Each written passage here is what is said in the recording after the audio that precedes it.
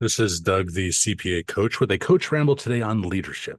And this isn't just for the accounting executives out there, but also for anyone who is in or aspires to be in a position of leadership. I have a question for you.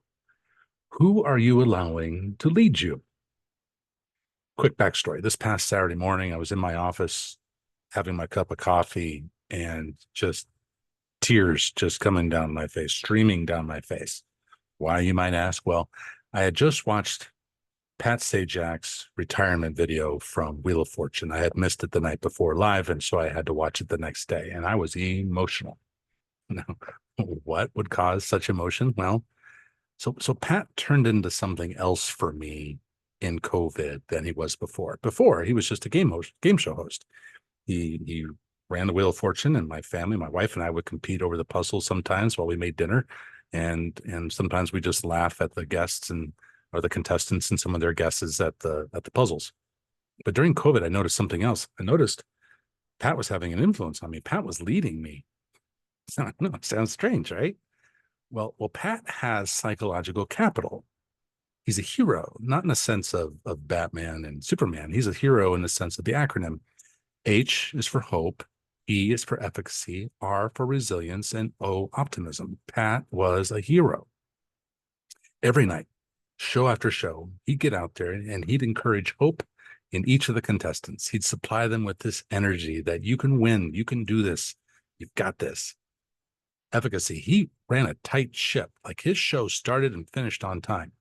He made sure that the puzzles were flowing, the conversations weren't too long, people got where they were supposed to be, stood where they're supposed to go, said what they were supposed to say. For the most part, he practiced efficacy. Resilience. During COVID, they went into a hiatus, sure, but they came back and they practiced safe distancing and they wore masks and they used that little white thing to spin the wheel.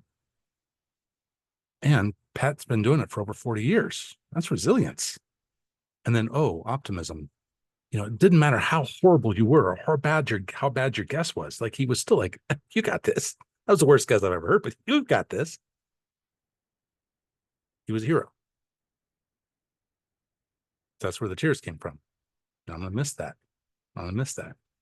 But it also makes me reflect on, who else am I allowing to influence my leadership?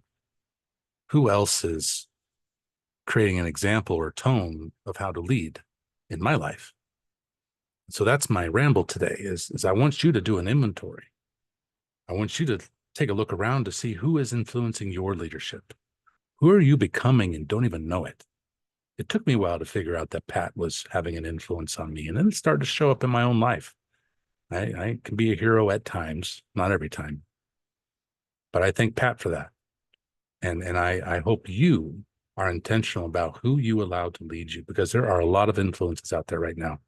And some of them, their intentions, I question, whether they speak truth or untruth. You might catch them on the news, you might catch them in social media, you might catch them in what you're watching on YouTube, but they are having an influence on you. So my challenge today is to pick some leadership that you want to allow in your life and let it influence you to become the leader you want to become. Other than that, I'm just going to miss Pat. Thanks for watching.